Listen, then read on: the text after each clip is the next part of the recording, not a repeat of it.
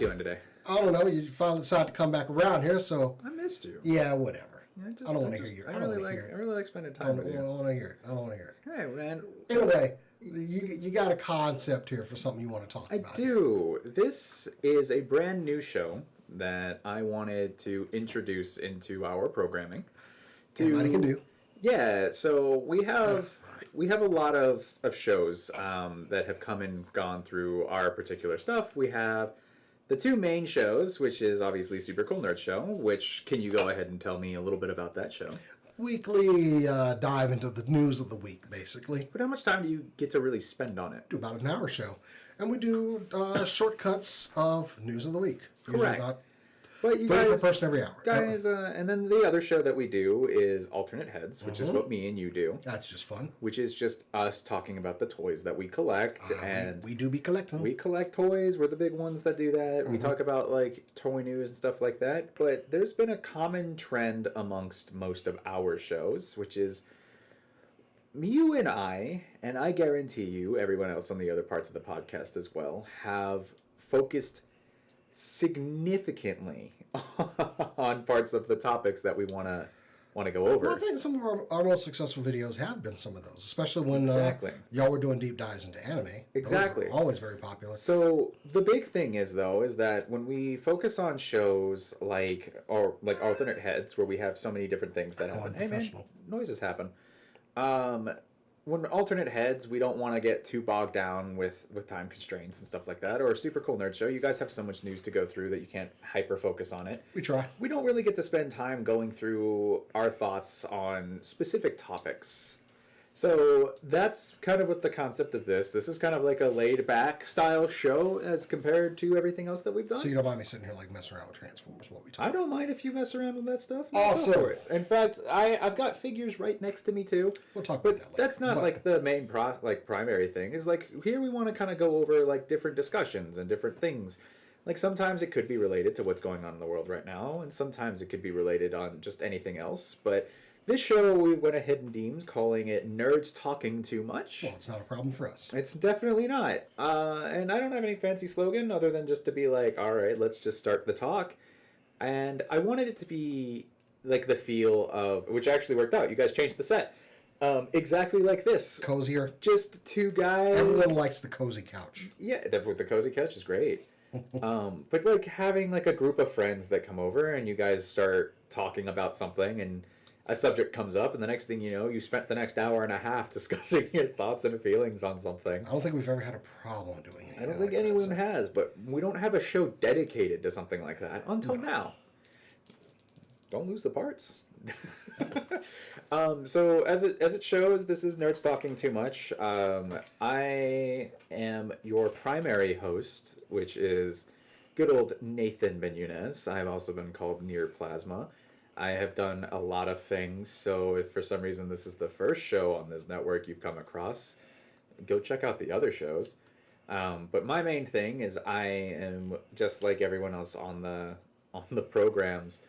I am a huge nerd. I am a voice actor. I do anime voice acting primarily right now, but I also do a lot of like figure collecting, which is why we're on Alternate Heads and stuff like that. And Jason won't admit it out loud, but I'm his best friend in the whole wide world.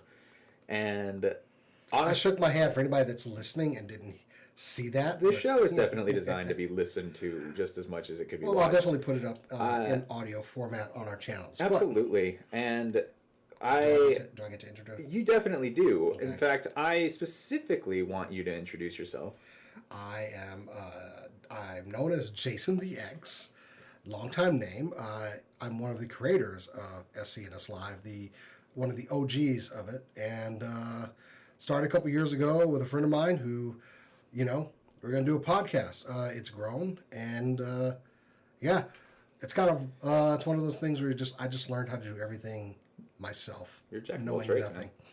Truly, YouTube College has been the main learning platform that I've had. So. Yeah, but I'm just a guy that, talks far too much. Jason, I would consider our friendship to be very, very close. So even though different guests and stuff may may come aboard upon this program. I really didn't want to do this program without you as the first person with Well, you. I think the other cast members. In case y'all haven't known, we have 3 other people: Kat, Cass, and Cora. Those names really go together well. They really do. They'll probably be thinking of some subjects they want to talk about. Exactly. This particular podcast is meant to. I want to be able to hear everyone's thought processes on different subjects. I'm pretty sure we'll get them on to talk about some stuff. This is why I wanted to put this show together, because another reason why is, as much as I know you guys have been, this is not the part of the subject of what we're talking about today, but as much as I know you guys have invited me to come in through Super Cool Nerd Show, I can't always be a part of that program. My schedule's a little busier than most. Also, there's travel and distance and stuff like that. And I love that program. Don't get me wrong. I'm secretly watching even on Thursdays, but I can't always interact with the other members of the crew that I truly want to interact with. So I would love to get to, like, Cass and Kat and Cora and I did a show before, and while I loved that show, we wanted to completely do a reprogramming of it, and we may bring it back one day, but right now it's just... Yeah, I think, I still am up for some stuff like we were doing with Nerds with Coffee, but... Yeah, and, like, there's always been fun ideas. Like, I had an idea of doing, like, a semi-game show that would change, and we could do that, like, once a month. Like, it's one of those things where we have a lot of those discussions, but I like having the opportunity to sit down and just hang out. Right. And a lot of it's funny, you and I do alternate heads and we talk about toys, and then we sit there and we talk, but people don't know that you and I talk before and after the podcast for like an hour or more. I mean, yeah, we're friends. So yeah, we easily conversate. Yeah, so that's not a big deal. I wanted to... Well, we hang out also and go look for toys. I know, it's crazy. But I wanted to do something kind of like unique for the first episode, which is a good example. People may not realize it, but like a lot of the stuff that's around us is like superheroes and stuff like that. So like, obviously I'm a really big DC fan. I'm a really big Marvel fan. And we have so many thoughts on all of those, but I think we should start off with the relatively safer bet, which is our thoughts on the MCU as a whole, and kind of go from there. So I've discussed this on Alternate Heads before.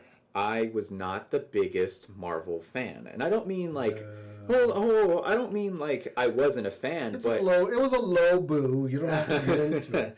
I didn't read a lot of the comics. My growing up experience was a little different. I had a lot of DC comics, but my big thing was whenever I got to be taken to a comic book store, I basically just got to raid the bins underneath the tables that people didn't get to see. So if it wasn't like Spider-Man, which was the big one for me, and is the reason it's my favorite hero, it's tattooed on my arm, but I grew up with Fantastic Four, Guardians of the Galaxy, Daredevil, things like that. I missed a lot of like the X-Men stuff. It just didn't catch me. Or Iron Man. I played a Captain America game and stuff like that. So a lot of like the bigger characters I didn't get to really be into. So I got hooked in because of the MCU. It's funny, you mentioned how you came up reading comics and everything, but I was a huge comic kid, but the thing was, I got all mine from the gas station. And that little spinning rack that was right yeah. You don't get to see those anymore. I know, and that's how I didn't even think, I don't think I understood that comics weren't a thing. Comic book stores were a thing. All I knew was I got my comics from the gas station. And it was kind of like going back like around the time that I hoped that the new X-Men would be on that little spinning rack. And then I found out comic stores actually get them on time. And Which is funny, because you and I grew up in very different areas, different places. I grew up, granted, I was born in Brownsville, Texas. And then I moved to the Dallas area for a while. And then when I was around 2002-ish, I moved to Shreveport, Louisiana. And Shreveport, Louisiana is I wouldn't say it's a big city by any means, but like you could get anywhere in 20 minutes. But you also can't get to anywhere in less than 20 minutes kind of deal. So comic book stores weren't really a thing for me when I was in Shreveport. But if we came across them, like, I was ecstatic. So, like I said, I grew up with Fantastic Four. I grew up with Guardians of the Galaxy before Star-Lord was funny. I I grew up with some of those like offhanded, like Daredevil and stuff like that. Those were my bread and butter for me, which is why I get really excited, and people probably have seen this on the show when Fantastic Four and Guardians of the Galaxy stuff comes up. It's a big news for Fantastic Four this week. I'm honestly. very excited, which is something we'll get into. Mm-hmm. And it's one of those things where, so I grew up as a Marvel fan, but I grew up watching like the 90s TV show for Spider-Man. And I watched Spider-Man and His Amazing Friends and stuff like that.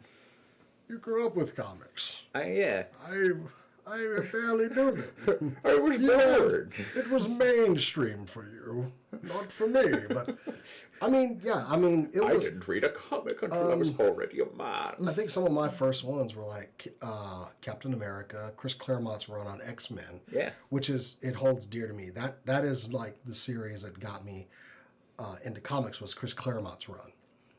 Right. Speaking of Brood, right around the time that they were doing the Brood stuff, was when I first started reading X-Men. Captain America was always kind of like, but I never really got into like DC with Batman and Superman. I was always more of a Marvel guy, and I think some of that could be the allegory for X-Men is civil rights. Yeah, it's a huge deal. Yeah. Which, the show is doing great right now. The X-Men 97. Yeah, loving that's back. Phenomenal. If you haven't seen it, X-Men 97 is great. And I would even say if you haven't seen the original X-Men series, you might get a little lost, but I don't think you need to watch it. And I'm at the time when the first, and actually in 97, I was like at the end of high school by then. And so, but toys were starting to come out, more of the X-Men. Yeah, we had like Secret Wars before that. Correct. But they were all basically the same body styles, you know. A lot of part swapping was done there. But what series didn't do it back then? Mm-hmm. But when they started with the X-Men cartoons, and then Toy Biz started making those old 7 points of articulation X-Men figures, which were amazing for the time. It was when comics started to kick off, when you had things like Wizard Magazine and Toy Fair. Comics was really getting mainstream in the 90s. It's funny, you think about some of the stuff that we don't really think about now, but McFarlane's kind of doing it now. Mm-hmm. Like, it used to be, even when I was a kid, and I know we have an age difference that me and you never really think about, but it's one of those things where, like, even when I was a kid, I remember going into the store and seeing an action figure, and it would come with a comic. Like, sometimes that was the old school Toy Biz Marvel Legends. Some of those things actually that influenced us. But, like, the big thing that I would say is different. We sit here and talk about comics as we're about to go into the MCU. I would say that growing up, nerd culture was very different. Even, like, starting to become more mainstream. It's definitely more mainstream. And I would say, I'd go so far to say the MCU is the cause of that. The creation of, like, movies as for superheroes isn't new.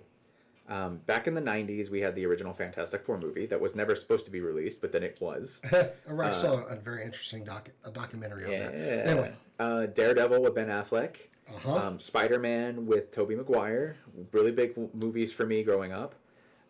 Blade. Save Marvel from bankruptcy. Ghost Rider with Nicolas Cage. Oh, it was a little later on, but I think... no, you're right. Yeah, well, those were around that time. The point is like, those were still superhero movies that were I think you're glossing over, like, X-Men. Oh, yeah, I did. The first X-Men. Not on purpose, but...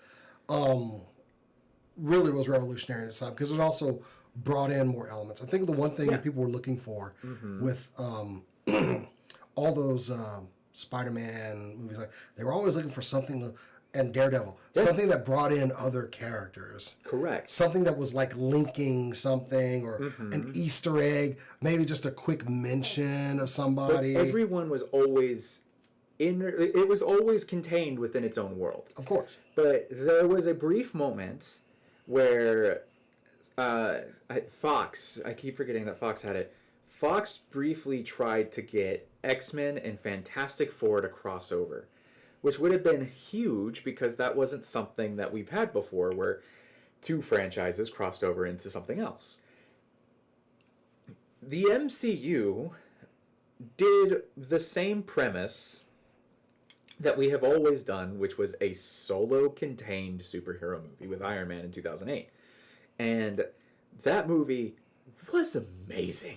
Oh, yeah. We love the movie. We could go into the aspects of what we thought about it, but I think that people saw Iron Man but it was the same crowd that was watching Spider-Man's or X-Men or anything like that. And we went in there and they did something that wasn't very common, which was a mid-credit scene. The first couple of times I watched Iron Man, I never knew there was a mid-credit scene because after-credit scene. That one was after credits. I still didn't know it was there. Yeah, I don't know. I don't know why I stayed in the theater. Honestly, I think because the theater was full, and I think I saw it quite by accident. Yeah, like I did not intentionally stay for that because it was. You were probably if it was a. I mean, actually movies were doing that. Yeah, and I think maybe I was waiting for it. I think it could have been, but those Samuel Jackson showing up at the end of that movie and just uttering the words, "The Avengers Initiative." I was so I can't even explain my excitement because I knew that we were on the precipice of something that was going to be amazing. And then the next thing you know, we get our next movie, which is Incredible Hulk. Mm-hmm. And here's where it really blew my mind when I was a kid. And this is also, I'm going to tell you something I have never said aloud to anyone before. And it's not like it's a big secret or something. It just shows my lack of knowledge at the time. I watched Hulk go in that movie, and I enjoyed the movie. It was, it wasn't like anything groundbreaking, but I liked Hulk as a kid too, so it was a good movie. And then I remember I was watching it with my family, and all of a sudden Tony Stark walked in, and I lost it. Those credit scenes really started the building, but also they did a little bit more of that dropping like names. Yeah, it was a big thing for us. And when Tony Stark came in, I started to freak out. And in my defense, this is also me not having seen the fact that he mentioned the Avengers Initiative, so I didn't know that was a thing yet. I knew of the Avengers, I just wasn't like super familiar with it. What I thought was coming was the premise of World War Hulk, because Iron Man, Doctor Strange, Mr. Fantastic, but also Hulk they were limited in how much stuff they had licensed at that point. That's true. They didn't have everything in house at that time. I didn't have that knowledge, but still, there we were sitting there, and then eventually I was excited and I was spouting off things that I was thinking was coming. But then, following that movie, it was Thor? It was Thor. It was Thor next. And then, it was Iron Man 2 next. That's right. Yeah, we went back to the well on that one, and we got... then it was Thor, then it was Captain America, then the Avengers. And I did love how they were just sprinkling in other characters. Of course, we got Black Widow in Iron Man 2. Yeah. In Thor, we got Hawkeye. Which I love... in the theater with my wife watching that movie, and they're like, we need eyes, and the guy picks up the rifle and then picks up the bow, and my wife just goes, oh no, there's only one jackass that would choose a bow and arrow over a gun. I'm like, oh my god, that's Clint. That's Clint. And the building the foundation of the MCU till we got up to Avengers was so... it was expertly done because it hadn't been done before like that. And this was also before the time like the internet was popular, don't get me wrong. At that time was super popular. Yeah, it was super popular, but we didn't have the same news outlets that we do now. Where like now we know the next like 7 movies that are coming out. Yeah, but I don't even think they were planning that far ahead then. So the only way we really knew Avengers was coming out. That came out, like Captain America's costume when it leaked out. Yeah, and we saw like the straps making the lines on his stomach and everything. And then I remember the biggest thing that freaked me out was, of course, since we knew the Avengers was coming at that point, then Captain America ends, and it ends with a mid-credits trailer for Avengers. Is when it really like settled in that this was happening, and that became one of the biggest box office successes that has ever hit, in my opinion. And it shows because it did something that comic book fans had never seen before, but in my opinion, beyond comic book fans, people who were not comic book nerds but were enjoying the movies all of a sudden saw this world that was being built that became more and more enjoyable the more and more movies you went out and saw, until they were all united and brought something huge together. Well, at that time, you also had the anticipation that of what was being built. Yeah. Like, it's still mysterious. It's not known.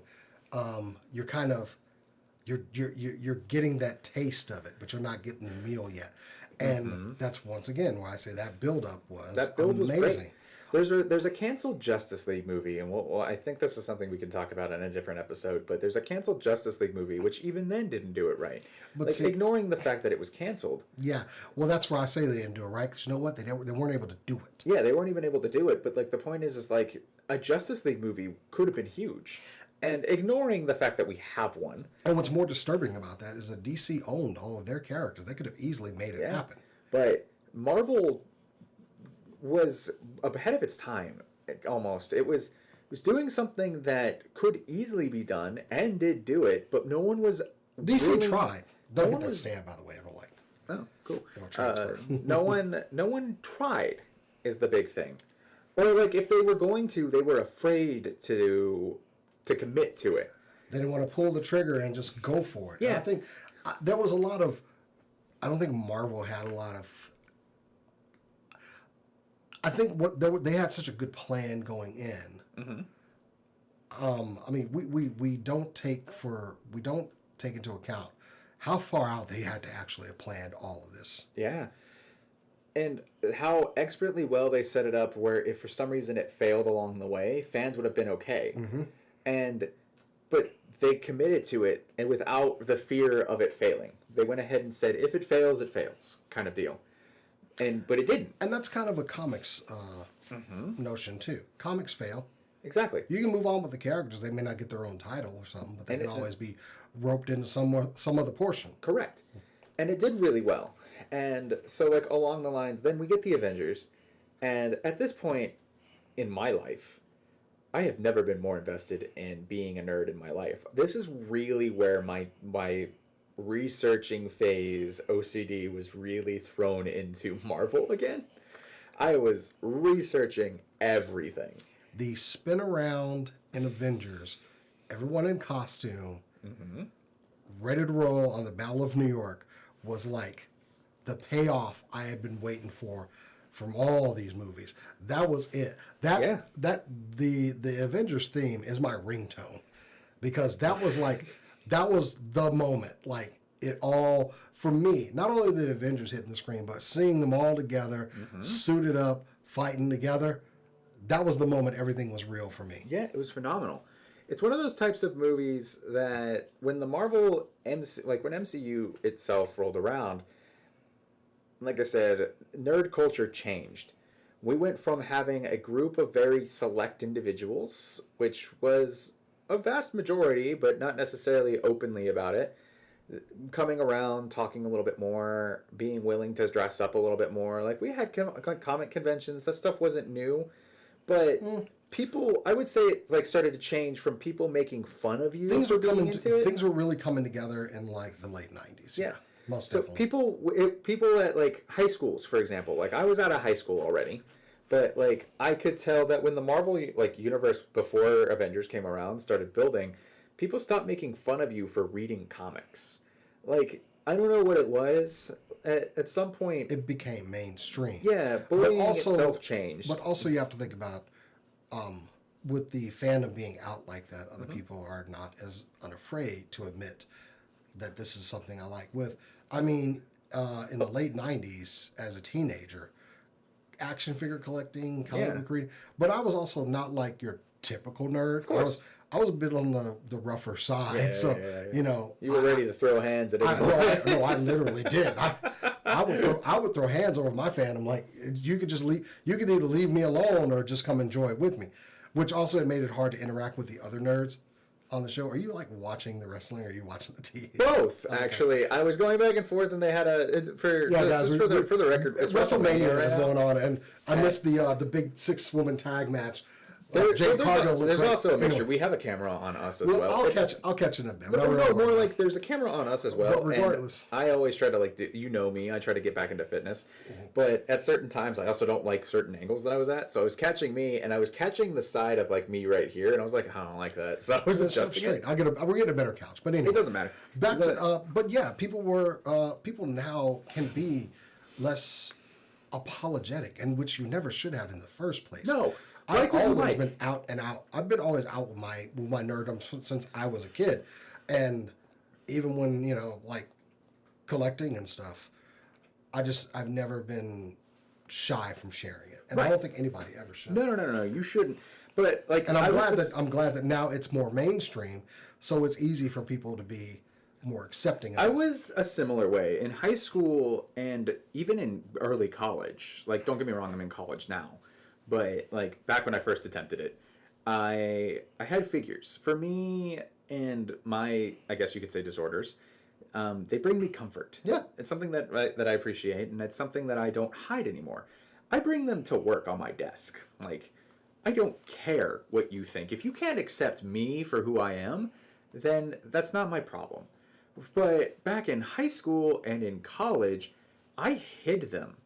Like, if you went into my room when I was in high school, you wouldn't have seen a single action figure. But if you opened my closet or my door or looked in the shelves that I had, they would be there. And they were and that was before I collected 6-inch. So it was a little easier. I had 3/4 inch figures, so you could just throw them in like a dresser drawer and it'd be fine. But same thing in college. Like, I remember having adult money for the first time and going into Toys R Us, and my roommate... Yeah, it's nice having adult money. Yeah, and my roommate at the time would be like, do you really need another toy? And I'd be like, this is what I want, man. My wife says that now. But that's a topic for another day. But like, you're right. You can openly be out with your fandoms, regardless of social opinion. There's sometimes you probably shouldn't. But do you remember... when I talk about that scene in Avengers, when they're all... Look, I remember the theater being quite full of people. And on that spin around, man, people were cheering.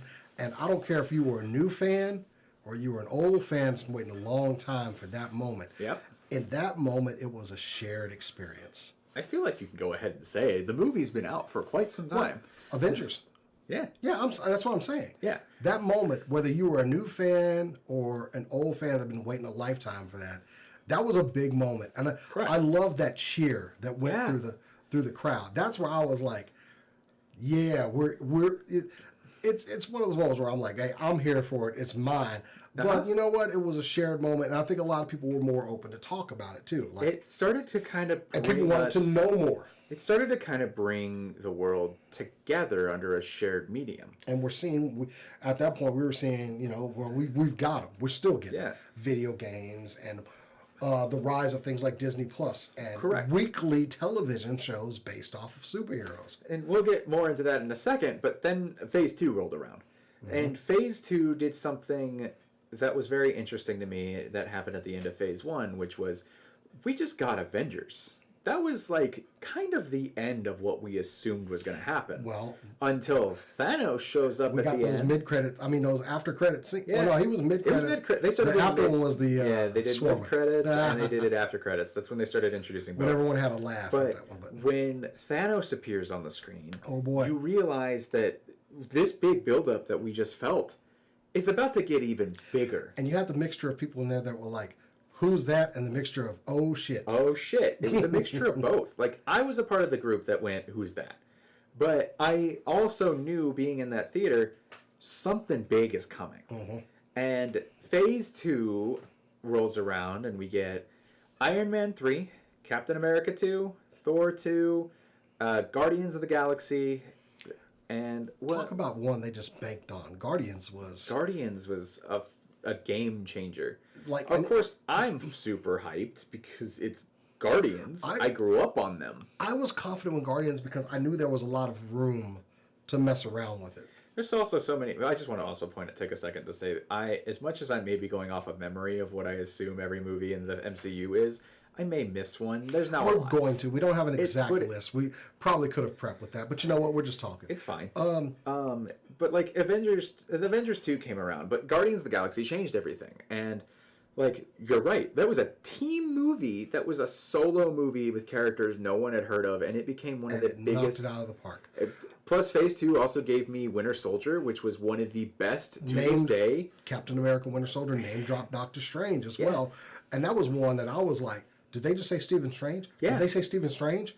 People were starting to. Phase 2 did something that was really interesting to me. Because Phase 2 has an established universe where we know now these people exist. Correct. We just haven't met them yet. Phase 2 started to introduce the idea that there are other heroes, but outside of Phase 2, you have people who are comic book nerds like myself going, who's coming into this world?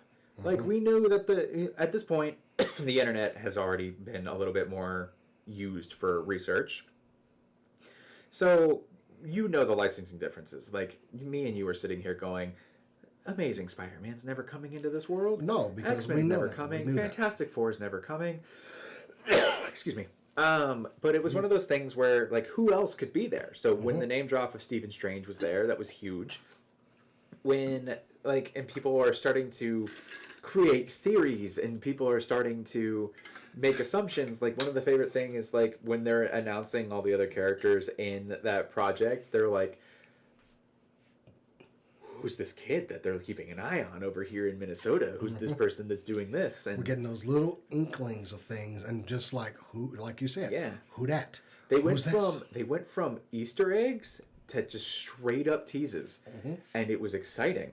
And like I said, Guardians of the Galaxy then got announced, and I grew up with Guardians of the Galaxy, and I grew up with Guardians when Star-Lord was serious. Yeah, I had no problem with the Guardians of the Galaxy. I thought it was I funny. liked the changes. Yeah, it worked, and I think it was good that they had some licensing to work with, but And then Thanos it was also in affected the comics. It also changed, like, they saw that this worked on screen, why wouldn't it work in the comics as well? And they were right. But the big thing about Guardians that I think is a really big point to talk about is Thanos was there. Thanos wasn't just like a tease. He was there, like, through a good part of the movie. Yeah. And which once again brought forth that whole... We needed him to introduce Gamora and Nebula. Yeah, So. but it brought forth the big bad of what we're building up to the point where now you're even more The excited. slow burn of Thanos was pretty Brilliantly amazing. done. So Avengers... And then, of course, revealing that these things that we're seeing are Infinity Gems. And once we had the name drop of Infinity Stones, everyone was like, "Oh no!" And I think that glimpse of the Gauntlet in Thor 2, that it was sitting in there, everybody was like, "That's the Infinity Gauntlet," which, fake, whatever. But you don't think much about it other than the fact that Thanos is there. But then they reveal that the Power Stone exists, and then everyone and their mom is wondering who the hell has the other stones. We're all like, "Oh no, those are Infinity Stones. No, this is where we're headed." We're going to the Infinity War." Right, and like that was a really, really big deal. So Well, once again, the beauty of the MCU is they do follow a very comic book formula. Because same thing, that's how comics do their characters. They introduce characters in other comic books. They eventually start linking them up. And I think that's kind of been the detriment of other people that have tried to create these shared universes. Follow the comic book formula. The comic book formula works because what do we get in comics every now and then? We get the big crossover event. Yeah. Infinity War, Infinity Gauntlet, Secret Wars. Civil War. Yeah. And which also was used in the MCU. We started getting the inklings for Civil War. We'll come into this here in a back second. in the second Avengers movie. But so then Ultron hits, and Avengers 2, in my opinion, it still does well, but amongst fans, it's obviously not as good as Avengers 1. I love Ultron. The Ultron movie's great. I've never thought a Marvel movie was really bad, in my personal opinion. I'm also kind of on that comic book formula. Yeah. There's good comics and there's bad comics. Good, there's bad, there's okay. different artists, there's different writers on comic books, which we're going to get different opinions. There's some... I'm used to buying comics where I hated the artist that was on it at the time, but it was still following a story that I liked. So I just became more easily accepting of these little changes. Yeah. Especially when another writer would come on board. Now, I know in comics they kind of rely on, if you're with that character, they do kind of change up the storyline again, but a bit. But that's why I'm okay with subtle changes in comic book movies. I'm used to this. We've been through this, and I don't think some of the fans at this point. Now we're talking about like Avengers 2 not being as well received. Definitely Thor 2 not being as well received. Here's what's crazy. I'm just saying, with the majority of people. Hot take. I like Thor 2 better than Thor 1 and Thor 3. I like Ragnarok. I like Ragnarok a lot. But everyone really craps on Thor 2. I really liked Thor 2. I wouldn't say it was my favorite one, but also I didn't walk out Well, going like, this is a terrible movie. Yeah, it's not making the top 10 list, but still. But you're right. Like, those little minute changes changed everything in a good way. So, but we need to build, but also they're dealing with at this point, they do have to make these things exist in a shared universe while advancing the big shared story and having this little side adventure, basically. So phase 3 rolls around, and it becomes one of the biggest phases that you and I have ever seen in our life. But we get, obviously Iron Man is done with his own story, but we get Thor 3, and I know this is not the right order, Guardians of the Galaxy 2, we get Spider-Man Homecoming, Black Panther. But you're talking about Spider-Man being Sony basically agreeing to a deal with Marvel. That was a huge thing, because Spider-Man is, when you think about Marvel, he is the flagship character of the comic books. Yeah. So it was kind of weird not having Spider-Man in this universe, but now it worked out. Under Ruse, that was a big scene during that trailer. Really big deal. Here's the thing that I think is a problem, though. And as an overall whole, the Infinity Saga is a masterpiece to me. But this is kind of where, in my opinion, Marvel's starting to take their eye off the ball a bit. They want to adapt specific storylines, and they did it the wrong way because they don't want to interfere with their timeline. For example, obviously the two Avengers movies that we'll talk about more in depth is Infinity War and Endgame. They were groundbreaking. We've been building up to this. But we did Civil War before that. And I have always said this aloud. Civil War is by far one of my least favorite movies in the MCU. Mainly because... Really? Yes. But here's the reason why. And it has nothing to do with the fact that it is about the Civil War for Marvel. But it introduced Black Panther. And it introduced Spider-Man. But here's the problem. I am a huge Captain America fan thanks to the MCU. As am I. Iron Man, Thor, they all got a proper trilogy dedicated to their heroes. Okay. Cap didn't. Cap did not get Cap got shafted and got Avengers 2.5. I'll agree with you on that. And yeah, I do think Cap should have gotten his. Did you walk between the... She sure did. Anyway, cats are graceful. I think that what should have been done, and this is there's an easy solution in my opinion. We should have gotten a Captain America 3 that allowed him to focus on a different hero or a different villain, focus on a different storyline. That's a cute cat. And then we should have gotten a Marvel Civil War movie. That's what it should have been. And the reason why is, I mean, Civil War had its problems of, like, obviously not enough heroes, but you can't blame the MCU for that. They were fighting within a container. You could do what you could do versus what the comics could do. It's just what it is. And I still think they handled it well. Introducing Spider-Man, introducing Giant Man, introducing Black Panther. Well, Ant-Man got his own movie, so... that too. It's just one of those things where we did a really good job with Civil War, but Captain America... Crawling out of my leg. Captain America got a little shafted, and he didn't get a proper third movie. I'll give you that. Okay. I mean, I was okay with it, but yeah, you're right. He did not get a proper trilogy. He didn't get a proper trilogy. And he won't, apparently. So. And he never will. But it's one of those things where to bypass going movie by movie, the payoff was huge. We got to Infinity War and Endgame, and those broke box office records. I don't think I have been inside of a movie that had the reaction that Endgame got on the final battle. There has not been... People were silent. I mean, we had people posting that particular moment on YouTube, just the crowd reaction when, Cap picks up Mjolnir. That is... Boy. And then, at the bleakest moment, and that was truly like the darkest hour. Yeah. As Cap, arm broken, shield broken, is walking towards those armies. Cap and Sam. The gasp in the audience. You could feel the wind from the gas on your left. And all this, once again, it's that Avengers moment with a camera turnaround of 7 people. But the portal's opening up and everybody's on the field. And finally, we get to hear it.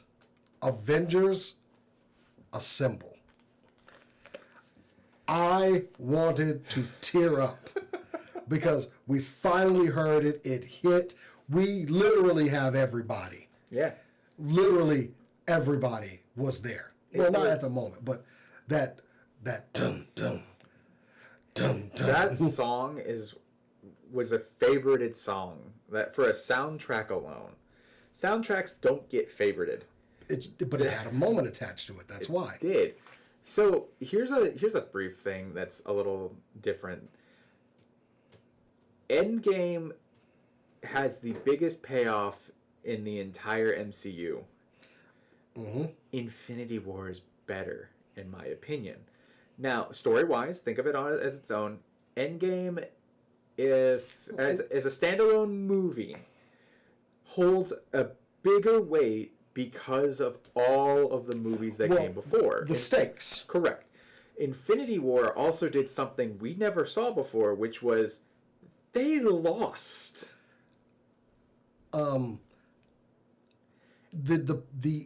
Once again, I'm going off of crowd reaction. Mm-hmm. People left Marvel movies talking about their favorite moment, something they enjoyed in there. Infinity War is a good movie. Don't get me wrong. It had some great moments in there. Mm-hmm. But when that movie ended, nobody was talking. Man, Cora and I went to go watch Infinity War at the midnight showing. And we're leaving the theater. I was like, ain't nobody leaving this movie happy. No, dude, it was so quiet at the end of that movie. And just that somber feel of people that... It hit hard. So I remember having to take my kids to go see it after that. And my daughter, Black Panther and Spider-Man were her favorite heroes in the MCU. And when it starts happening... Dude, I can see the tears welling up. She was so upset. Here's what's crazy. Not only did we watch our heroes lose, we watched characters that even if you knew this was going to be a part 2, if you were a big Marvel fan, we knew what was going to happen. They called Endgame Part 2. They didn't call it Endgame at first. In fact, Endgame didn't get a title until after Infinity War hit. Right. I remember they changed it up. They changed it, which was awesome. But I remember sitting there and I'm thinking... Spider-Man's at least going to be in the next movie. And then I watched him fade away, and I didn't know what to do. See, I'm fully old school comics on this.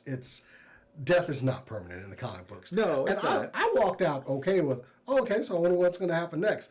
But other people, man, they did not. People that were not comics people did not take it well. They were just like, really? Did this just happen? Yes, it absolutely. Here's what's crazy too. You had to go see it again because of your kids. I went and saw it again because I was working at Best Buy at the time, and we were finally trying to do something that involved all the teams. So we had a movie night. So we bought out an entire theater for Best Buy, and our entire staff went to the movie theater to watch Infinity War. Having already seen it, I got to just kind of enjoy it again. But my friend Corbin. His wife Lisa is one of those types of people that really hates cliffhangers. Ooh. So we got out of the theater, and she was not happy. So she was like, I feel like I'm forced to have to go back to watch what happens? No, she was not happy because she needed to know what happened. And that was the biggest draw. Now, Infinity Infinity War, not to like deep dive into all of individual MCU movies as a whole, but like Infinity War and Endgame was just groundbreaking, and it makes, yeah, not every movie in the Infinity Saga is pure magic. I mean, Well, no. Iron Man 2 is not great.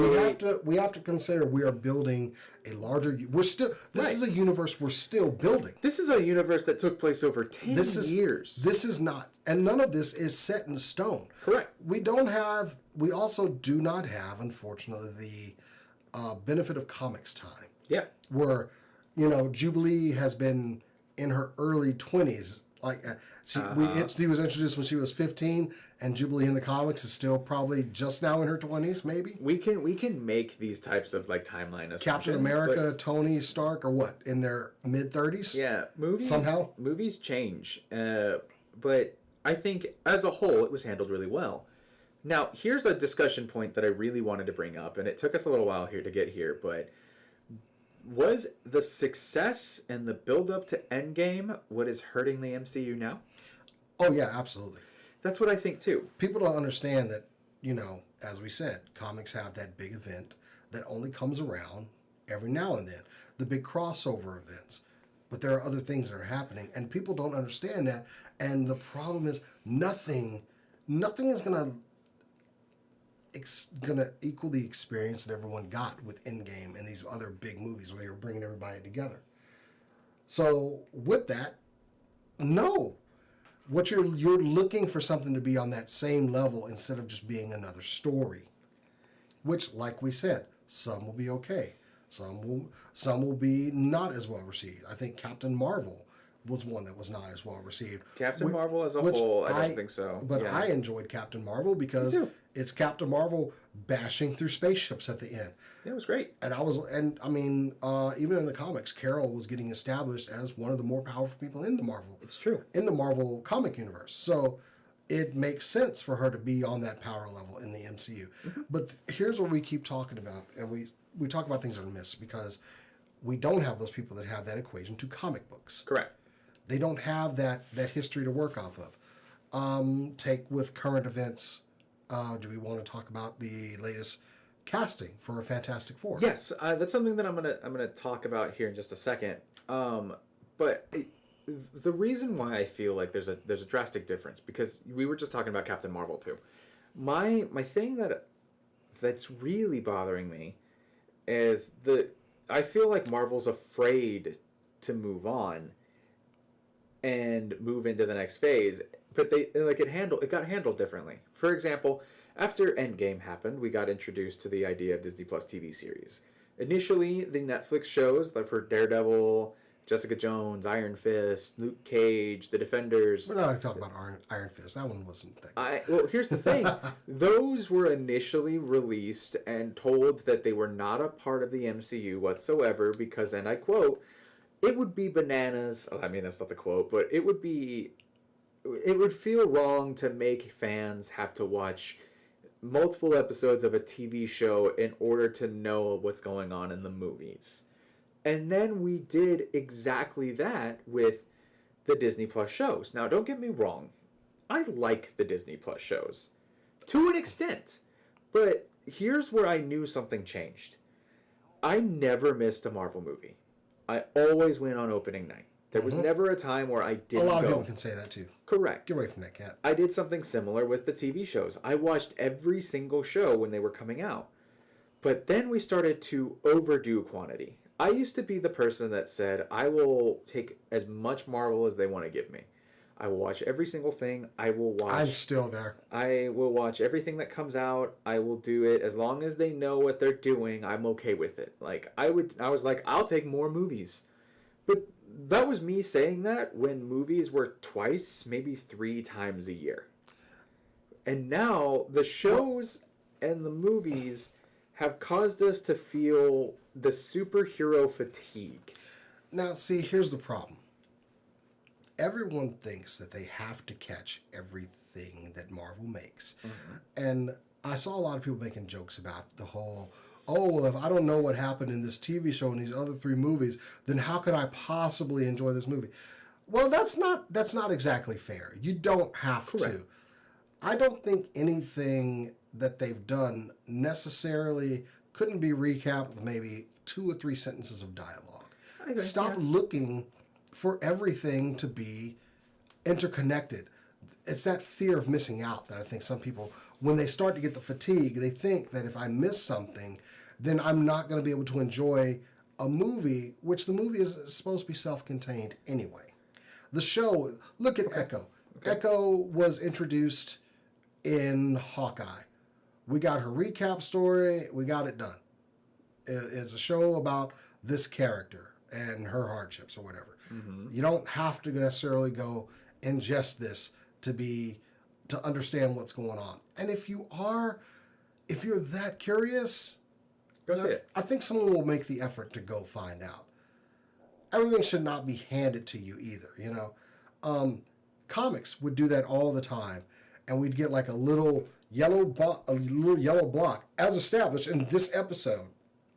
Sorry, not episode, as established in this comic book, and here's the issue number if you really want to go back and figure out what that was. Comics did that unafraid to introduce an element from that, oh yeah, this happened in Captain America 5, whatever, go Yeah. check it out here.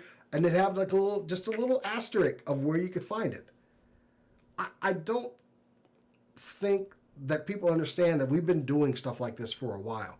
But also, I don't have to read, I don't buy every comic book out there either. Correct. When I was heavy into comics, I wasn't buying everything and reading it every week, you know? So sometimes there are things that I don't know. Oh, who's this new character that just got a guest star in a book that I'm reading? And here's where I think the problem is. I actually don't think it is the fact that there's too much content. I don't I either, think no. it's the rush to make more content. Well, For yeah. example, you just said that you were at a place where I will take every single thing they throw at me. If I can. I don't say that anymore.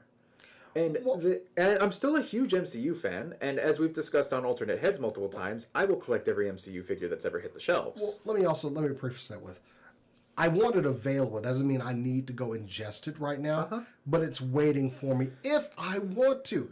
Just like how I looked at comic books. Right, but that's the thing, is like, when the new Marvel movie was out, I was there. Right. When the new shows were out, I was there. Well, that's a big production and But everything. now, I haven't seen Echo. And it's not because I don't want to. I do. But I've said there's something that's happened to me that even I feel the difference. I haven't finished Secret Invasion, and I have no intention to. Okay, so you haven't seen Echo. Why do you feel the need that you have to go see Echo? I don't. But here's the thing. Well, But I want to see it because I'm a big fan of Marvel so stuff. you want to see it, but it's there waiting for you if you want to. Secret Invasion is the biggest one that I'm talking about because I sat there watching Captain Marvel the first time going, we're going to get a Secret Invasion movie. Every single superhero is going to come in. We're not going to know who is who. And then instead they gave me Nick Fury doing a spy movie against the aliens. And I honestly... I didn't like it. I didn't like it. I mean, I can fully say I did not like that. And I just thought that series was in a weird place as well because shortly after that we got Marvels. And we've got Nick... Phenomenal. But then we've got Nick Fury kind of back to his old character of, you know, making some jokes and he's running sword. He's not doing... I don't see the Nick Fury that we saw in Secret Invasion and the one in the Marvels as the same person. But that's the thing is, like, I didn't watch Secret Invasion, and it had no effect on anything. No, absolutely. And that's fine. I honestly think it could be missed. That's a good thing.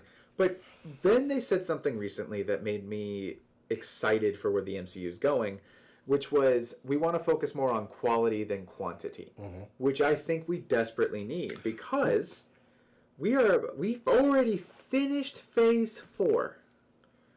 Phase 4 was done, and we didn't get a new Hulk. We got a new Thor, who, in my opinion, does not have enough star power to continue running the MCU. We got Spider-Man, which is great. Phenomenal movie. We got a lot of good Disney Plus shows, but then we had a lot of bad ones, like She-Hulk. I don't feel coming out of Phase 4 that the universe itself has seen the proper expansion that it needed. It didn't. But also, we're dealing with a couple things. We're dealing with some curveballs that happen. Let's face it, the death of Chadwick Boseman. It was a big deal. We have Jonathan Majors is out as Kang, and he was going to be a crux of that universe. Here's a bigger flaw to Phase 4, and this is, don't get me wrong, there's obviously some powerhouse hits. Like I said, Spider-Man, huge deal. Doctor Strange, big deal for that one too. Once again, more universe building. More universe building. But the universe building that we're getting is, in my opinion, rushed and not being handled correctly.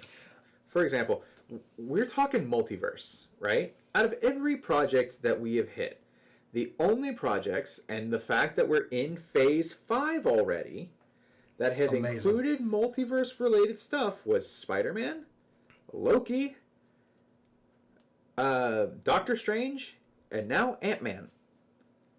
But we have had so many projects that it feels like they had this big checklist and they were afraid they weren't going to get to all of them, so they knocked them out in Disney Plus series like Secret Invasion, and they just, and the next thing you know, Phase 4 was done. We didn't have an Avengers movie. You know what I would have been okay with? I would have been okay with an Avengers movie that was small.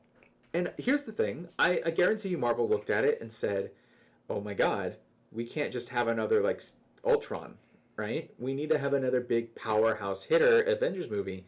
So instead of giving us an Avengers movie that could have been small, that could have been led with another 6-man team, it could have been, you could have excluded Spider-Man, but I don't think you should. You could have brought in Hulk, Thor, the new Captain America, which was Falcon. You could bring in like maybe 2 or 3 other characters and have a smaller Avengers movie. Maybe something re-establishing the Avengers as well, because right now we do not have Avengers. Show us that they're defunct. Yeah, Show maybe us like this. maybe even like something where Sam, maybe steps in and says, we gotta get the band back together. This has to be done. We gotta get people back in. I think, and then you tease us with another Kang. I think there's just too many people left at the end of Endgame as well. Losing Chris Evans and Robert Downey, it just... You lost your powerhouse, but the thing is being afraid of moving on in Avengers and continuing your own formula is hurting you. And this is why I say this. Phase 5, the Avengers movie is Kang. And we've barely established him. So, question for that. Mm-hmm. Is it more important that these characters be represented by these actors all the way through, or do we change up actors to keep the character going? We change, yes and no. So here's where I say yes and no to. We need to move away. We make a decision. We decide that Iron Man is done. We decide that Captain America is done. Okay, we're done. So now we move on to our decision. We don't necessarily need to focus on like the character themselves. If the actor moves on, the actor moves on. Take Jonathan Majors, for example. We no longer have Kang, but you've introduced him as a multiversal character, and you've already established that the multiverse shows... Oh, you absolutely recast Kang. You recast Kang to get the stink of the former actor off of it. But here's the problem. Again, Kang is supposed to be our next level Thanos. Mm-hmm. So much so that he trash-talked Thanos. But you're not giving me the same level of world building that you gave me with Thanos?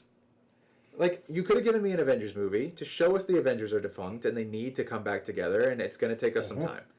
You build more with the Kang teases instead of just throwing Kang in as the main villain for Ant-Man. A Kang. So. Yeah, a Kang. You move on from that particular type of persona, and then in Phase 5, you continue on like what we're doing right now. And then you give me another hero movie, and then yes, you give me another... Phase 6 ends with Kang Dynasty and Secret Wars instead of Endgame, Kang Dynasty, Secret Wars. You kind of avoided my question, though. Did I? Now, look. Yes, absolutely recast Kang. But do you recast Tony? Do you recast Steve? No. Why? Because... Do you want these... Because these actors, unfortunately, their lives and their time here is finite. We do not have that in the comics. In the comics, I think you recast them if they decide to step away before the story's done. I say you don't recast them in the case of Iron Man died at the end of Endgame. death in the comics is never permanent. So, yes, but I feel like if you're going to establish a specific character that we know, it cheapens the death if you bring them back. But I'm, once again, comics logic. But the reason I mainly ask that is because, okay, well, that's your opinion. I do. If you want these characters to live on, then other actors are going to eventually have to play them. I agree. And it's one thing, it's like the Star Wars problem right now. No one can see anybody, it's kind of like what happened with Solo. No one can see someone else playing that role. Because now that actor, as much as actors don't want to get typecast as certain characters, we don't want characters getting typecast with certain actors. I will give this to Rosario Dawson, who plays Gamora. I said that wrong. You said, what's her name? I said Rosario Dawson. No, that's who's Ahsoka. Yeah. Oops, he got that one wrong. Look, I'm tired.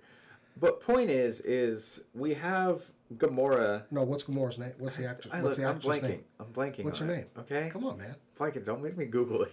Come on. I hate you. Come on. It's really gone. Anyway, I'm one of those people that, as much as I love Chadwick Boseman, and he did a fantastic Black Panther. Yeah, I heard it. Yeah, I wonder what that was. Anyway. And one, Zoe Sanalda, and two. Saldana. Okay. Saldana. Again, we let it go. Zoe Sanalda. I'm not letting anything go. My camera's way off. Here's where I think you're right as well. But this is where I said it's black and white, and then there's the gray. Zoe said that she's done with Gamora. She's done. Okay. Which is, you know what? That's fine. You want to be done with the character. But then Zoe did something that hasn't been done before, which is the actress came up and said, if you want to end Gamora right then and there because I'm gone, okay. I would personally rather you see Gamora continue in the MCU and you cast someone new. It's with the whole, War Machine. Mm-hmm. I definitely like Don Cheadle as Rhodey more than I like Terrence Howard. And I'm standing by that. I hate Terrence Howard. I do think that Don did a significantly better job. And this is a good topic to kind of briefly to go over as well. Chadwick was the perfect Black Panther. Absolutely. And yes, he passed away. This isn't, he stepped away from the role. No. He passed away. In my personal opinion, Chadwick would not have wanted the Black Panther character to end with his death. Exactly. But that's the difference. I would die on that hill. I don't recast a character. Now, also, don't immediately do it. Oh, yeah. No, he was revered. People love that. Cancel Black Panther 2 until it's ready. Yeah, people not only love the character, but the man was so well revered. Exactly. It's very hard. They're hard shoes to fill. Yeah. But we need to fill them. But if I'm that actor and I pass away, I don't want my legacy to kill off a character too.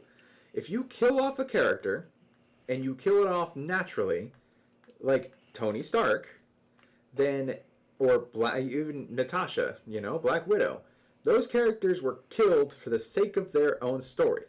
You do not recast those characters. You keep their deaths meaningful. Okay. You make them never come back. But if an actor moves away from the role, it should be recast. Agreed. The story is not done for that character. It shouldn't be affected. And again, I know Dave Bautista's done too, but Dave is done. I think he's actually gone out and said he wants the Drax character to continue, though. Most of the time, there's a difference. Like, there are certain people who said that they would come back for their role if necessary. But there's also people who are like, I'm done with the role. I am never coming back. And that's fine. And here's a really good example of coming back with a character from an actor who said, I am never coming back. The Red Skull. Oh, yeah. Hugo is not coming back as the Red Skull, but we casted Ross to be him, and he did just fine. He absolutely did. But I'm Okay. nervous about the MCU. So at this point, yes, because I think the finite age of actors is a factor and all that as well. Yeah. And they want to go do different things. They won't want to be pigeonholed into these roles for their whole life. You can't have it like in comics. I agree. Everything can't be forever. So therefore, as you said, we're going to have to recast these roles to keep it going. And people are going to be like, oh, no, Chris Evans is my Captain America. Right. You know what? But here's the thing. I would say that you don't recast the role because of the age. You recast the role because they don't want to do it anymore. Okay, well, So, yeah, like, fair enough. like- No. And that's what a lot of actors like. Exactly. Dave Bautista, he was like, look, I can't get in that same shape. Yeah, Okay? and that's I'm fine. a grandfather. If he leaves the role, then we recast. Yes, Yes, but Dave looks great for his age, but Dave looks is like phenomenal. about to get Social Security soon. The man is a grandfather, and that's the difference. That's where I think that we need to is change Dave that. Bautista? But I'm still nervous for the MCU because, like I said, there's no Avengers movie. The next Avengers movie is going to be Secret Wars / Kang Dynasty, and we've been throwing out a lot of. I don't think that movie's happening. I do, but I don't know what's going to happen. The point is that photo does not do him well. He's 55. Wow.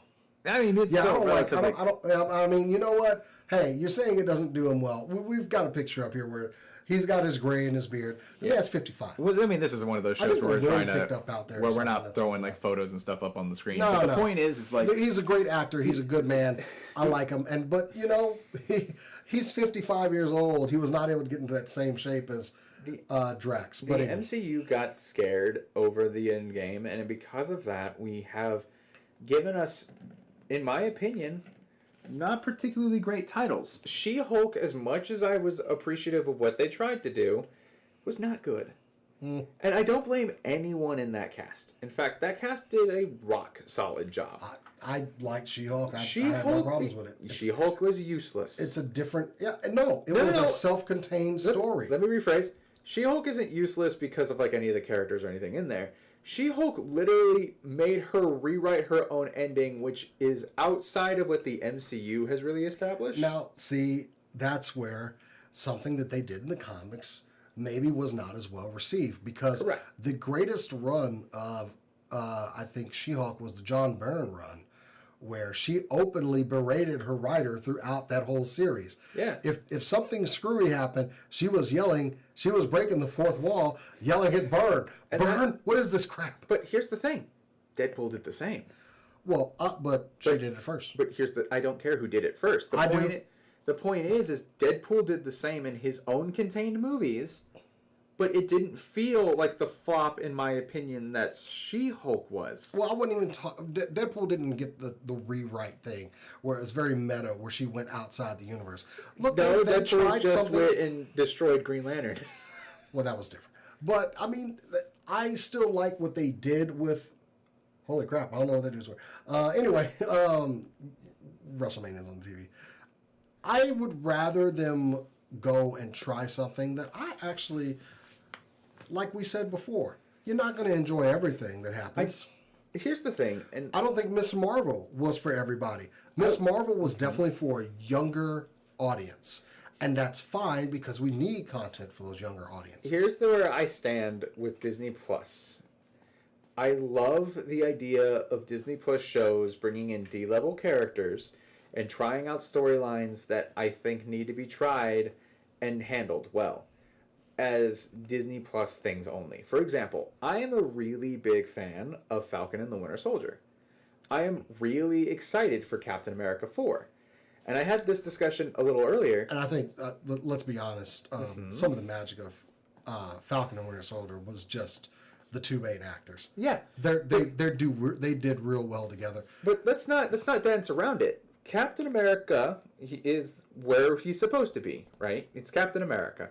But in Falcon and the Winter Soldier, we knocked out a lot of stories that I honestly don't think need to be the main topic of the next movie, which is what it means for a black man to take over as a white character. Mantle, I should say.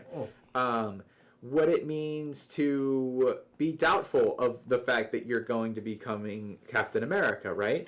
Like, these are really important topics. Well, I am not saying stuff, they're not. And this is where I go back. I'm going to go back to my comics logic.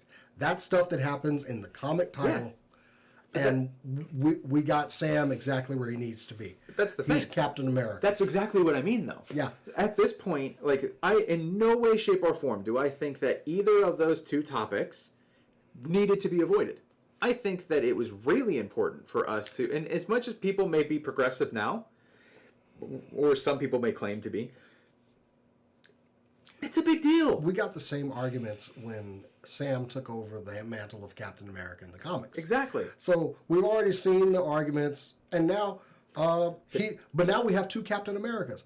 It's look at Spider-Man. We got two Spider-Men in the comics. Eventually, we're going to get two Spider-Men on the big screen too. At some point. We are. And it's one of those things where I feel like the MCU, when it comes to Disney Plus shows, handled topics that needed to be discussed without showing them in our big budget movies that were really important to the overall genre. Because we're not going to get an Avengers Disney Plus show. And to be fair, we don't need one.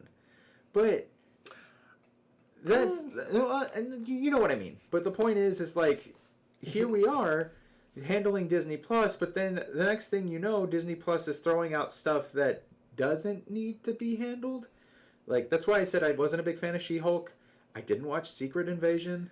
Echo kind of felt unnecessary to me, even though I haven't seen it yet. Then you have to go watch it. But that's the point, though, is when did that happen? When did it go from, I don't need to watch this, all from where I used to be, which was, I have to watch this, not because it's necessary. After the last MCU show that you enjoyed. That's when it happened. It's one of those things where the MCU changed, and so much so that for a while, I used to say this no matter what. I used to say, whatever Marvel is going to do, I am behind it, because I know they'll treat the character well.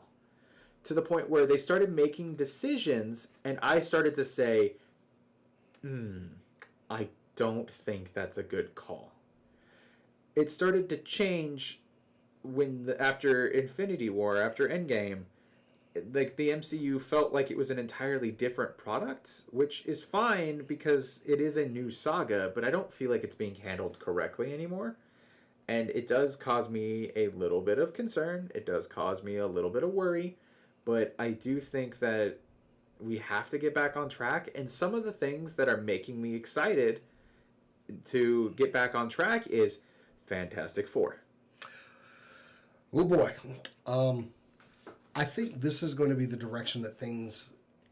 And you're right. I think this is going to be the thing that's going to bring a lot of this back into line. A mixture of also like the higher up management also, making those recent statements that they want to focus on quality.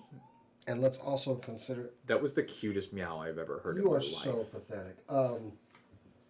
So pitiful, just so lonely. I think also with what else have we gotten after the Marvels? The X-Men are here. They're not coming until after Secret Invasion, but also I'm excited. They're here. They're here. I mean, at the moment when they, at the end of Miss Marvel, when they talked about her mutation, I liked that because that was something that was original in the comics too. Yeah, I popped when that little synth riff that was in there. Well, even more so, like when I watched Doctor Strange and Professor X appeared on screen. And well, I mean, not only Professor X, you just talked about Fantastic Four. We were going to talk about, and Wolverine was supposed to be in there too. But like we talk about, and we got the Inhumans were established, just very badly done. Yeah, like you want to talk about bad TV shows? The Inhumans TV show that was on ABC was I guess you can terrible. Count that now. But it was one of those things where we established a lot of stuff in that movie, but they were, and by all means, they were cameos. She had to just get up here and get some attention. I love her.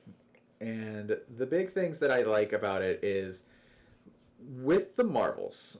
Here's something that, and this is something I told you, and you took my advice, which was we have had so much like hard content lately that when the Marvels came out and the trailer hit, everyone was being a terrible critic for it.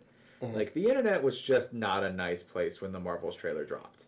I had the opposite reaction where I was like, this just looks like I turn off my brain, just enjoy the ride. It looks like fun. It looks like fun. And I said that on the show. And I think Iman Vellani is a treasure. Okay? She's a gem. Her screams are some of the best. Like, I genuinely feel like she believes she's going to die.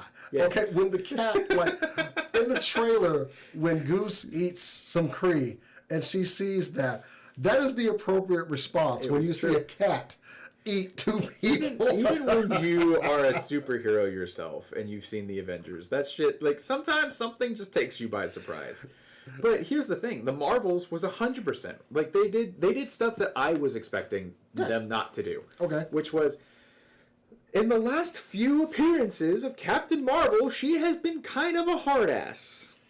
And they softened her up, and that needed to happen. They made her likable. Yeah. And that was something that I really enjoyed.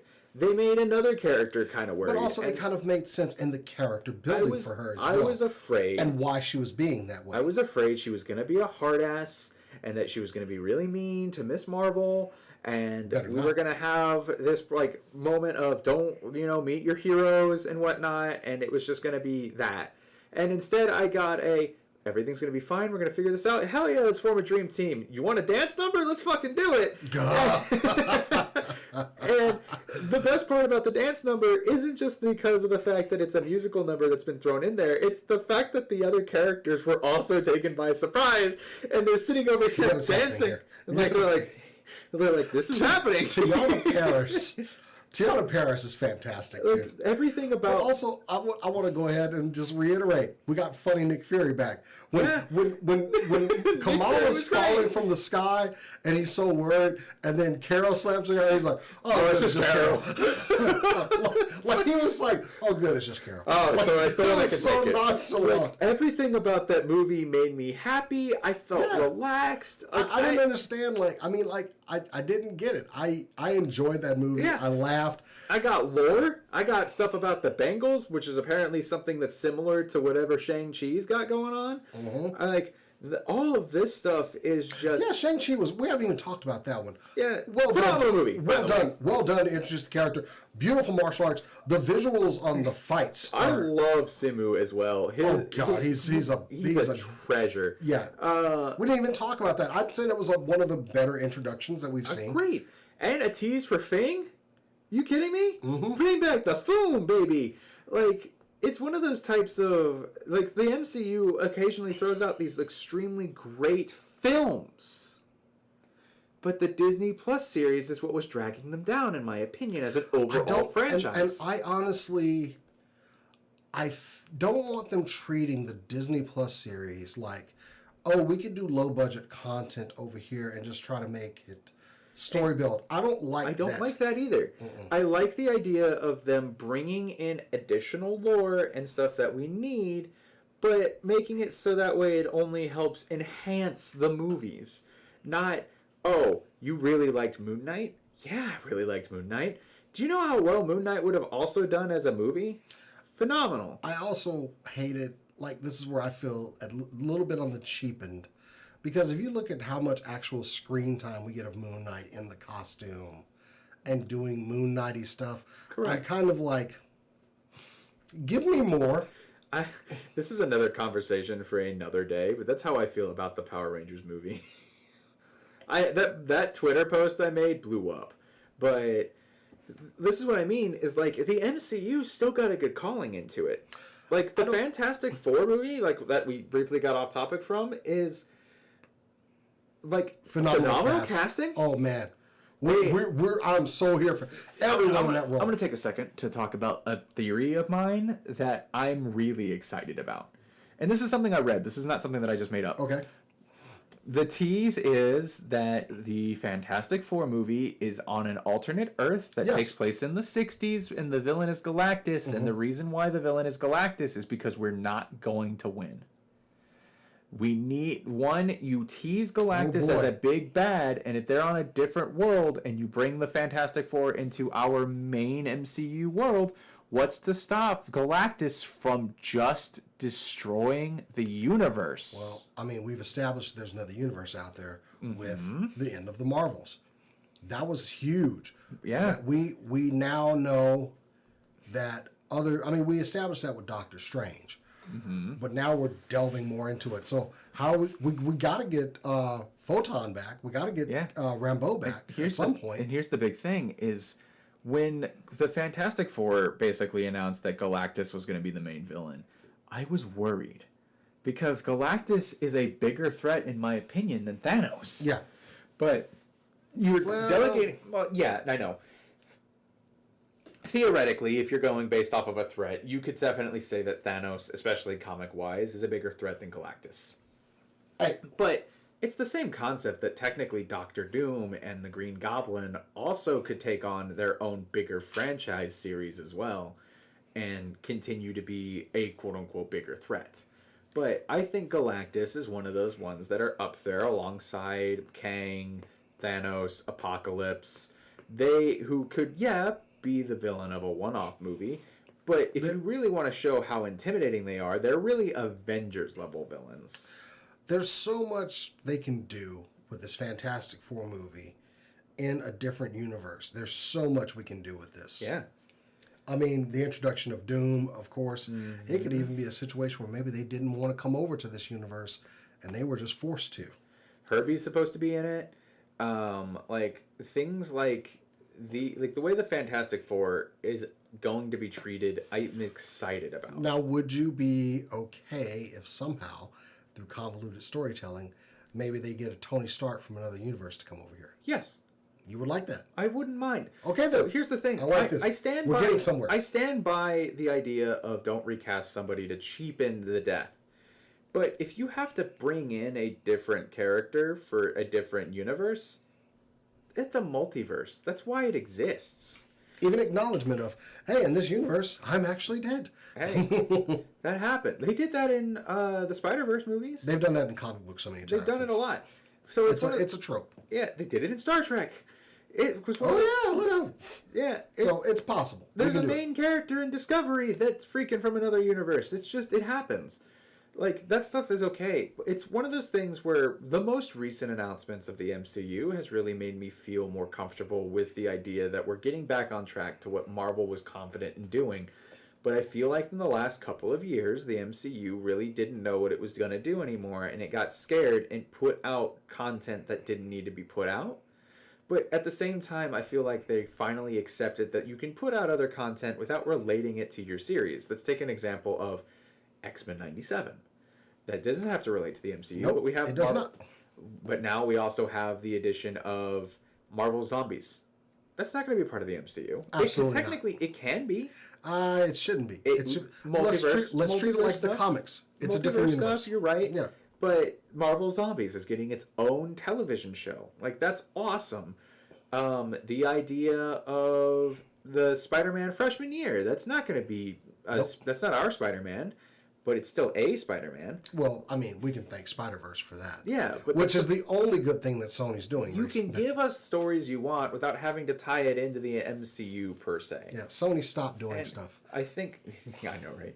But... Don't make Craven. It's... That's a whole nother conversation topic we could have. But I do think that's causing some of the bog down because people are like, oh, it's a Marvel movie. I think there's also a lot of...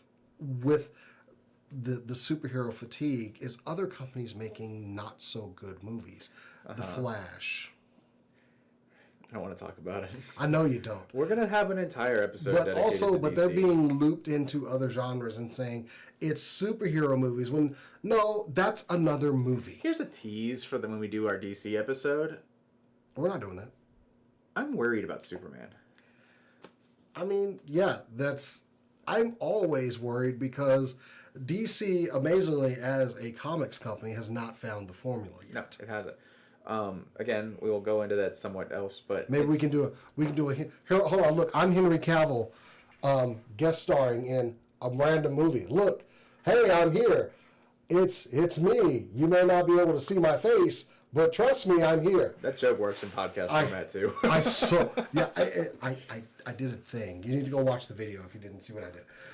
But they have not. Anyway, but back to Marvel, who certainly know what the formula should be and are sticking to it. I want They're to say afraid that the success of Endgame would affect their next Avengers movie, which, to be fair, it will. Your next Avengers movie is Kang Dynasty and Secret Wars, which. But here's the thing: if you had given us 2 additional Avengers movies to end Phase 4 and Phase 5 appropriately, then your revenue in the long run for these next 2 Avengers movies is going to increase because you make good movies, make good content, you get good results. Be afraid of not being able to hit the hype of Endgame. Well, you should be afraid of that right now. I mean, you haven't a lofty goal. You haven't built the universe the way you did with the first time around. So honestly, it's still not going to be the same as Endgame, no matter how excited I get. I don't care if you bring back every Spider-Man and characters like that. Like, I am nervous for you because you didn't do your own formula. So I will say, to end it on a positive note, that I do think that the MCU is back on track. I do too. I honestly... But I was worried for a while there. Yeah, I mean, a lot of people... We got Guardians 3, which Guardians 3 I thought was great. One of the few... But like I said, a lot of them MCU movies. But we're establishing it. Yes, there was a bump along the way, and I don't need to go into like how much people dislike the movie, but latest movie was The Marvels. Loved it. What was our latest TV show was Echo, which you haven't seen. Which I said I haven't seen. And of course, before that was Secret Invasion. Or no, before that, and then it was Loki. Yeah. Loki was a hit. Yeah. So we've got Marvels, though did not do well at the box office, was a solid movie. Correct. I wish people had turned out to see it because I thought it was a good movie. Eternals was also one that came out, which I try to forget that happened. I actually I like them figures off the show. I like Eternals. I liked it because it did its own form of character, creation, its own form of like establishment and stuff like that. But it just wasn't. Yeah, it didn't hit the same, but that was the thing, though. Is I don't think it was terrible. I don't think it was terrible either. It was one of they did something new, and it just didn't work. And I will fully go on record as saying I am not an Eternals fan, like historically, in any form whatsoever. Can I tell you one of the reasons why I'm really excited, thanks to Eternals? What? Blade. Oh, but here's the difference. I don't know if I dreamt this. I'm pretty confident I didn't, but I read somewhere that Blade's next movie isn't just Blade. It's him and Kit Harington's Black Knight because of the actual Blade itself. Uh-huh. So it's a joke on both the character's name and his duo, which is using a cursed blade. Which, we've got him established as the Black Knight and the Ebon Blade. And Blade is already in the MCU now. Well, supposedly we heard his voice. I like the idea that we're kind of doing that. It's one of those ideas that where you want to express into the supernatural side of the world. Yeah, for example, this one doesn't get talked about, and I'll be honest, I haven't watched it, but Werewolf by Night. Oh, great. I loved it. Yeah. Loved that. I loved it. I even watched it again in color. We had Man-Thing introduced, man. Exactly. And it's one of those things where, like, again... See, that was a good example of a self-contained story that expanded this universe, brought us more characters. We got Helena Bloodstone introduced, Werewolf by Night, and Man-Thing in what, an hour? Yeah. That show was about an hour. It was a Halloween special. It did well. It needed to do well, and they're going to expand upon it again. We'll see that character again. The only thing that's disappointed me is we didn't get a single figure from that. I mean, we've got to build a figure man thing up there. That's it's basically it. That's not the topic of the show. That's not. No. But I do feel like, back to my point, Marvel's was a good, solid movie, expanding things, though not well received. I think, unfortunately, didn't make the box office numbers. But what is our next MCU movie that's going to come out? That's a What's good our question. next MCU So project? and this is part of where my own, I don't want to say fatigue, but even my own change is different. Marvel, I think that's MCU. the one thing I'm saying. The reason I'm saying that is because as we're dying down a little bit, it kind of gets people to stop I talking. want to say it's Deadpool 3, which I am very, very, very excited for. Yeah, that's it. So Deadpool and Wolverine, followed by Captain America: Brave New World, and Thunderbolts. Those are our next three movies. And in we're that there. order. And Thunderbolts is currently filming, so Captain America's already done, and that's the big thing is like those are the next movies, and I think Deadpool is really, really, really gonna save the Marvel universe, just like he teases in his own trailer. Like the Messiah is here. I think he's gonna really tease a lot with the multiverse. That's a good way to establish more about our character building. It brings in characters that were a part of something different. That's gonna really draw in a crowd. Like it's gonna be good. I'm really excited for Deadpool and Wolverine, for so many reasons. considering that I honestly didn't think this was going to happen, but here we are. Yeah. So I think as But an the main overall, thing that I'm excited for is Deadpool because that's going to be some major world building in there. it's gonna be phenomenal. They literally have the Fox logo in the back at one point, which, wow, Disney, you bought out Fox and then you just, it's like when Transformers comics feature GoBots and they just rip them apart or some crap. They fell into the idea that we have a character from a different franchise that is going to do well, and we know it'll do well because I just hit the thing. We know it's going to do well, and we're okay with messing around. Like, that's one thing I'll give credit to She-Hulk is they messed with their own world in a way. But Deadpool's going to do it better. And I'm really, really excited for Deadpool. Yeah. So I can't wait. the MCU is going in a really good direction. I think with Captain America, Thunderbolts, which, I mean, I don't know too much about either of those other than the fact that we're finally getting the leader in Captain America, which is also weird. But, like, we have Deadpool and Fantastic Four.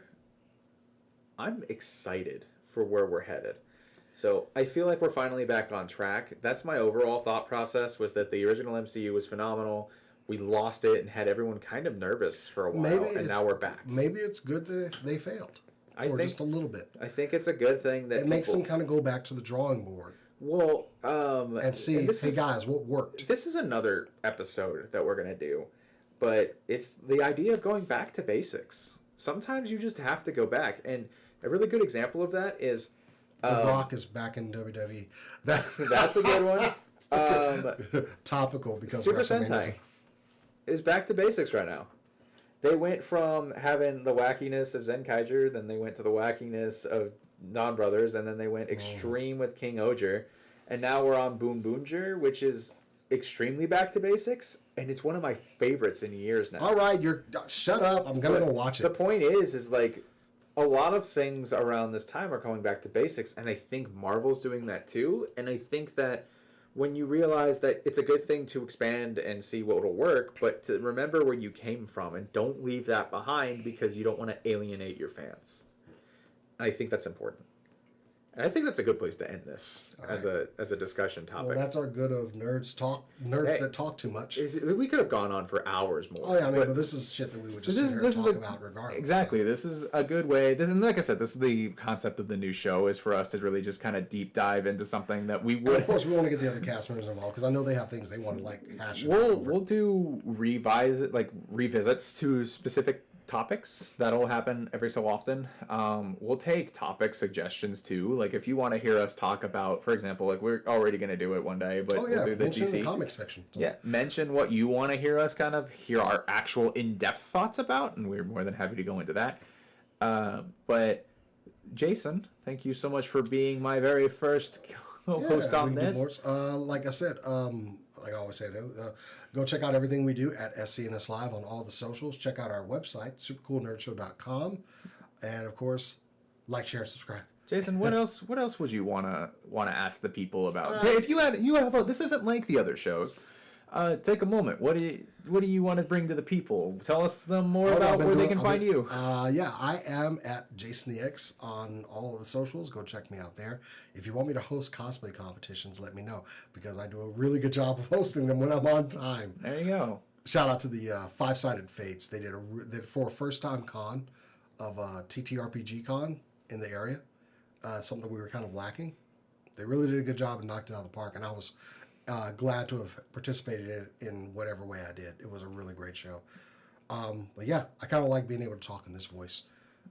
Also, well, I'm just like it set a whole different tone from what we it does have. It does have a different tone, and yeah, we've done long form content like this, and I think it's something that definitely we need to do more of. I agree. Nate, where can they find you? There's a couple different places. Can they hear you places? So this is one of the things I really like about the new format for this show. Is on the other ones I feel really rushed when it comes to telling people where we're at. But I have multiple places you can find me. You can find me on Twitter at Nearplasma. People ask me about the name all the time. You can ask me again one day. That's fine. Ask them there. You can find me on Twitch. I started streaming again. At Nearplasma, same thing. I don't use my at Nearplasma Instagram anymore because I now use at Nathan Benunes because I do a lot more with acting, so on and so forth. I am a voice actor, so I work for Crunchyroll and stuff like that too. So you can hear me in a bunch of different places. He could have signed at a toy shop. It's true. A toy show did ask me to be a guest, but I don't feel like I'm there yet. That's just a personal decision. But speaking of which, you can find me at on my YouTube as well. I recently did a YouTube short that has like 10,000 views now. It's crazy. Nearplasma there as well. But I also have a TikTok I started using. I've only got like a couple of things on there. I don't know how sporadic I'll be or what thing it is, but I think it's Nathan BVO is what it is. Or you could probably still look it up at Nearplasma as well. Rethink that name. That sounds like something bad. I mean, Nathan BVO. Yeah, you know, it is what it is. Okay. But yeah, you can find me in a lot of places, and as my personal philosophy when it comes to acting related stuff, like even if I somehow make it big, which I'm confident one day I could, you can always reach me. I'm a pretty reachable person. But I need to make it big. I need to have somebody like, I know that guy. Well, I'm also the only person in your cast that is like in the bigger thing. Well, Cat and Cass have done some acting and such. They have. But I have an IMDb page for my limited acting. It's true. So do I. But thank you everyone for listening to the first episode of Nerds Talking Too Much. We don't have any socials for it yet. I think you just stick with the ones we have. We'll post it on at SCNS Live. You'll probably see clips of it on my TikTok as well. And it's definitely going to be on the website. Probably very soon as we get some music and everything going. Yeah. But it's a very enjoyable program. I don't know specifically if it'll be like a weekly thing or a bi-weekly thing. I would love for it to be a weekly discussion podcast. I think it'd be. I think it would be better if more people from our cast are involved. I think so with too. long form content that they want, because it may not be something that we're necessarily passionate about, but they may be. Correct. And they can have that longer conversation. So. Exactly. And I want to bring on other people than just people on our cast members too. Like I want to bring along friends from I have a lot of Tech Force. He needs to come by. Exactly. Like we have those types of discussions. So the setting won't always be the same too, since I'll be hosting them through different things as well. It may look different. I have some gear that we can also actually take this mobile too. So, but point is thank you so much. You have now listened to us talk way too much. We will catch you the next episode that we do it.